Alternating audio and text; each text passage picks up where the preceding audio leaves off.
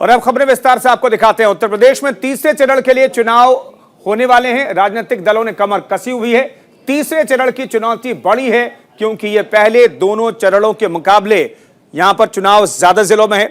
20 फरवरी को तीसरे चरण के लिए यूपी के 16 जिलों की 59 सीटों पर वोट डाले जाएंगे। इनमें से 9 जिले ऐसे हैं जो यादव बहुल इलाके कहे जाते हैं। 2017 में इन इलाकों में बीजेपी ने अच्छा प्रदर्शन किया था, लिहाजा समाजवादी पार्टी की सबसे बड़ी चुनौती इन यादव बाहुल्य जिलों को बचाने की है।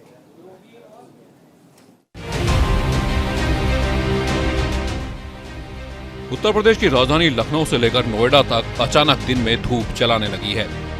तापमान के तेवर जरा तीखे हो गए हैं, लेकिन ये गर्मी सिर्फ मौसम में नहीं है। मौसम की गर्मी से ज्यादा तपिश उत्तर प्रदेश के चुनावों में महसूस हो रही है। 20 फरवरी को तीसरे चरण के लिए यूपी के 16 जिलों की 59 सीटों पर वोट डाले जाएंगे। यानी तीसरे चरण की चुनौती बड़ी है क्योंकि पहले दोनों चरण के मुकाबले चुनाव ज्यादा जिलों में है। तीसरे चरण में यूपी के 3 हिस्सों अवध, पश्चिमी उत्तर प्रदेश और बुंदेलखंड में चुनाव है। तीसरे चरण में पश्चिमी उत्तर प्रदेश के 5 जिले फिरोजाबाद, मैनपुरी, एटा, कासगंज और हाथरस हैं, जहां 19 विधानसभा सीटें हैं। अवध रीजन के कानपुर, कानपुर देहात, औरैया, फर्रुखाबाद, कन्नौज, इटावा 6 जिले हैं, जहां 27 विधानसभा सीटें हैं। और बुंदेलखंड में झांसी, जालौन, ललितपुर, हमीरपुर, महोबा जिले में मतदान है, जहां 13 विधानसभा सीटें हैं। 59 सीटों वाला तीसरा चरण हर पार्टी के लिए जरूरी है। बीजेपी पिछली बार के प्रदर्शन को बरकरार रखना चाहती है, जबकि समाजवादी पार्टी पिछले नतीजों को अपने पक्ष में लाना चाहती है। 2017 के विधानसभा चुनाव में बीजेपी गठबंधन ने 59 में से 49 सीटों पर कब्जा किया था। समाजवादी पार्टी के हिस्से 8 सीटें आई थी, जबकि कांग्रेस और बीएसपी को सिर्फ एक सीट ही मिली थी।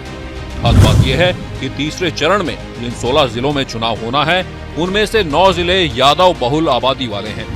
इसमें फिरोजाबाद, मैनपुरी, इटावा और एटा जैसे जिले शामिल हैं।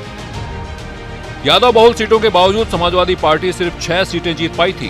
सत्ता में रहते हुए ये समाजवादी पार्टी का सबसे खराब प्रदर्शन था। यही वजह है कि यादव बहुल जिले को साधने के लिए बीजेपी ब्रिगेड परिवारवाद पर निशाना साध रही है। 2017 के विधानसभा चुनाव में बीजेपी हिंदुत्व की लहर पर सवार थी, जिसका फायदा साफ दिखाई दिया था। इस बार भी मुसलमान और दंगे जैसे शब्दों की गूंज के बाद सबसे ज्यादा शोर हिजाब पर मच रहा है।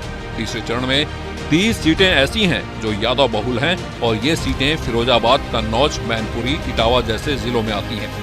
इसी मैनपुरी की करहल सीट में समाजवादी पार्टी के प्रमुख अखिलेश यादव चुनाव लड़ रहे हैं। अखिलेश को जिताने के लिए चाचा शिवपाल यादव पुरानी बातें भूलकर प्रचार कर रहे हैं। करहल वो सीट है जो तीसरे दौर की सबसे हॉट सीट है। इस सीट पर अखिलेश यादव का मुकाबला बीजेपी के एसपी सिंह बघेल से है, जो केंद्र में मंत्री रहते हुए इस सीट से चुनाव लड़ रहे हैं। खास बात यह है कि तीसरे दौर के चुनाव में पूरा जोर दोनों गठबंधन का जातीय गुणा गणित को दुरुस्त करने का है। इस हिसाब से वोट पड़ते रहे हैं, इसलिए टिकट भी इसी हिसाब से बांटे गए हैं। हाथरस जिले की सीटों का चुनाव भी इसी चरण में है, जहां दलित युवती के साथ बलात्कार और उसके बाद प्रशासनिक मशीनरी का व्यवहार राष्ट्रीय मुद्दा बन गया था। अखिलेश यादव वोटरों के ज़हन में इस मसले को जिंदा रखने के लिए हर महीने हाथरस की बेटी स्मृति दिवस मना रहे हैं। इतर नगरी कन्नौज पर छापेमारी को समाजवादी पार्टी ने एक बड़ा मुद्दा बनाया था और कन्नौज को बदनाम करने का आरोप अखिलेश बीजेपी पर लगाते रहे हैं। वहीं बिकरू कांड वाले इलाके में भी वोटिंग इसी चरण में होनी है। विकास दुबे पुलिस एनकाउंटर और उसके एक सहयोगी अमर दुबे की पत्नी खुशी दुबे को जेल भेजा जाना यहाँ मुद्दा बना हुआ है। विपक्ष इसे ब्राह्मणों के साथ अन्याय बता रहा है, तो कांग्रेस ने खुशी दुबे की बहन नेहा तिवारी को कल्याणपुर से चुनाव में उतार दिया है। बुंदेलखंड में पलायन जमीनी हकीकत है, पानी और रोजगार सवाल है। आवारा पशुओं से किसानों की बर्बाद होती फसल और खनन माफियाओं की भेंट चढ़ती प्राकृतिक संपदा एक बड़ा चुनावी मुद्दा बना हुआ है। एक समय बुंदेलखंड बीएसपी का मजबूत गढ़ हुआ करता था, लेकिन बीजेपी ने 2017 में अपना सियासी आधार मजबूत किया है। यादव बेल्ट के साथ साथ बुंदेलखंड के इलाके की सीटों पर इस बार कांटे का मुकाबला माना जा रहा है। हर पार्टी चुनावी बिसात पर फूंक फूंक कर मोहरे बिठा रही है, लेकिन किसकी शय होगी और किसकी मात, ये तो 10 मार्च के नतीजे ही बताएंगे। Bureau report, news India.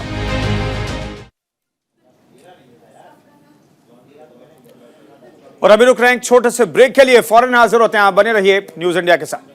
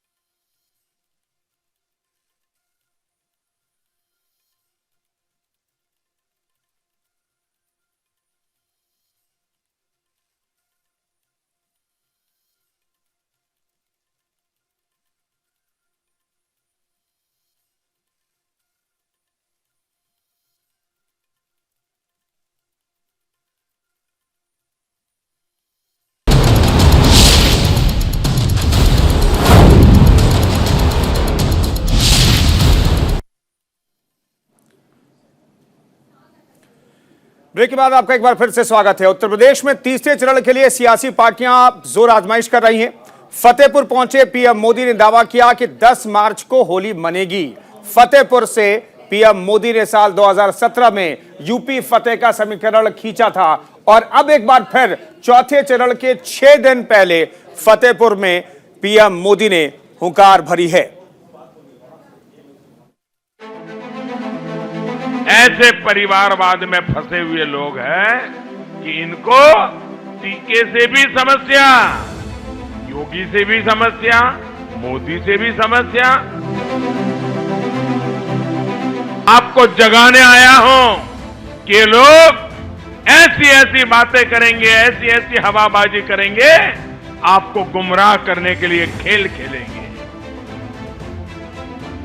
ये ना गरीब का भला चाहते हैं और न ही ये देश का विकास चाहते हैं। फतेहपुर में 23 जनवरी को चौथे चरण में होने वाले मतदान से 6 दिन पहले गुरुवार को पीएम नरेंद्र मोदी की रैली का आयोजन किया गया। पीएम मोदी की ये रैली एक बार फिर उसी मैदान में हुई जहां से पीएम मोदी ने 2017 विधानसभा चुनाव के लिए जनता को संबोधित किया था। इसी मैदान पर पीएम ने शमशान और कब्रिस्तान पर बयान दिया था। इस बार पीएम ने योगी सरकार के कामों को गिनाया।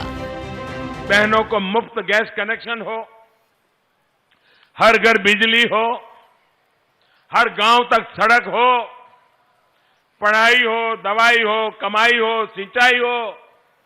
गरीब के लिए हम जो भी काम करें, ये परिवारवादियों को, जिन्होंने गरीबों को वोट बैंक बना के रखा था, उनकी नींद हराम हो गई है कि हमने तो नारे दे करके उनको पकड़ के रखा। ये मोदी शौचालय दे रहा है, ये मोदी घर दे रहा है, ये मोदी गैस का कनेक्शन दे रहा है, ये मोदी बैंक के खाते लगा रहा है, ये मोदी बच्चों को पढ़ाई के लिए व्यवस्था कर रहा है, ये मोदी मुफ्त में बीमार हो गए तो दवाई की व्यवस्था करता है। इनको लग रहा है कि उनकी वोट बैंक जा रही है।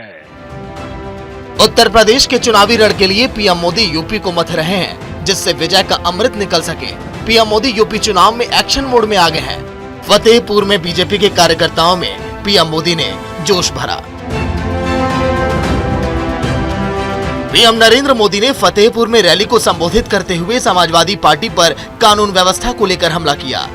अखिलेश को कानून व्यवस्था के मुद्दे पर घेरा। फतेहपुर के लोग कभी नहीं भूल सकते हैं कि पिछली सरकार के लोग यहां कैसे कैसे दबंगई करते थे। सरकारी जमीनों पर कब्जा, ये यहां पर तो आम बात थी। अवैध खनन माफिया ने तो फतेहपुर समेत इस पूरे इलाके को तबाह कर दिया था। योगी जी की सरकार अब माफियाओं का इलाज, मुझे बताइए, इलाज करना चाहिए कि नहीं करना चाहिए? ये इलाज होना चाहिए कि नहीं होना चाहिए? योगी जी सही कर रहे हैं कि नहीं कर रहे हैं? केशव जी सही कर रहे हैं कि नहीं कर रहे हैं? फतेहपुर पहुंचे पीएम मोदी ने दावा किया कि कोरोना काल में सरकार ने गरीबों का खासा ख्याल रखा और इस तरह भी काम किया कि कोई भी शख्स भूखा ना रहे। ये जो यूपी के गौर परिवारवादी हैं, उन्हें देश का पराक्रम कभी अच्छा नहीं लगा। देश कुछ भी अच्छा करता है, ये परिवारवादी उस पर सवाल उठाते हैं। भाजपा की डबल इंजन की सरकार पिछले 2 सालों से गरीबों को मुफ्त राशन दे रही है। दुनिया के बड़े बड़े देश अपने नागरिकों की इतनी व्यवस्था नहीं कर पाए। धनी देश, संपन्न देश, वे भी वो काम नहीं कर पाए, वो भारत जैसे देश ने करके दिखाया है। 2 साल फतेहपुर में पीएम की रैली का आयोजन चौथे चरण को होने वाले मतदान के 6 दिन पहले किया गया। इसी प्रकार विधानसभा चुनाव 2017 में चौथे चरण में होने वाले मतदान के 4 दिन पहले रैली का आयोजन किया गया था। इस रैली का आयोजन एक बार फिर उसी मैदान में किया गया जहां पीएम ने साल 2017 में हुंकार भरी थी और पूरे यूपी को भगवामय कर दिया था। पहली बार पीएम मोदी के कब्रिस्तान, शमशान और रमजान दिवाली के बयानों ने इतना तूल पकड़ा था कि चुनाव का पूरा समीकरण बदल गया था। इसी मैदान की रैली से पीएम ने बुंदेलखंड और पूर्वांचल की सीटों की हवा बदल दी थी। Bureau report, news India. Samajwadi party के संरक्षक मुलायम सिंह यादव ने यूपी के विधानसभा चुनाव में पहली बार अपने बेटे अखिलेश यादव के लिए वोट मांगे हैं। करहल में जनसभा को संबोधित करते हुए मुलायम सिंह यादव ने कहा कि इस देश को किसान, व्यापारी और नौजवान ही मजबूत करेंगे। वहीं एसपी अध्यक्ष अखिलेश यादव ने भी करहल में बीजेपी पर हमला किया।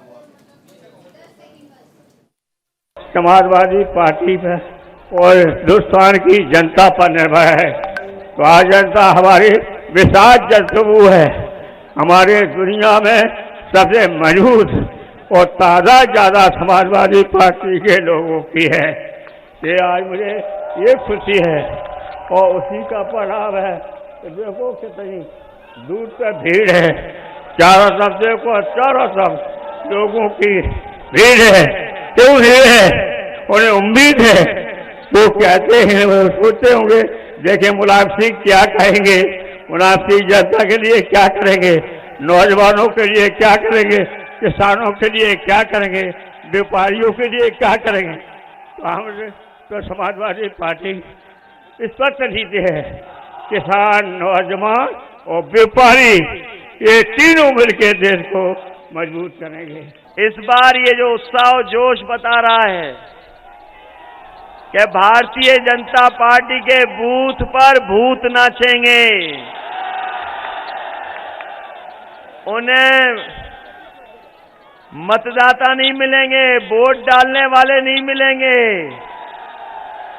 और हमें तो ये लगता है करहल के बूथों पे मक्खी मारने वाला भी नहीं मिलेगा कोई।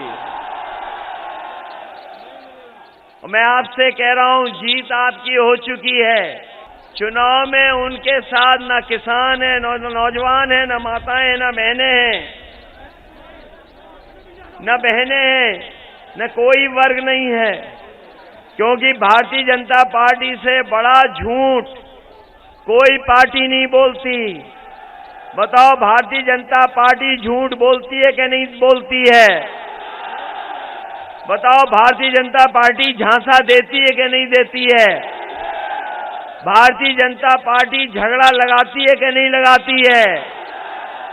इसलिए भारतीय जनता पार्टी को अपना नाम बदलने लेना चाहिए। भारतीय जनता पार्टी नहीं, इनको भारतीय झगड़ा पार्टी नाम रख लेना चाहिए। और अभी एक छोटा सा ब्रेक के बाद देखिए उत्तर प्रदेश के डिप्टी सीएम दिनेश शर्मा से खास बातचीत।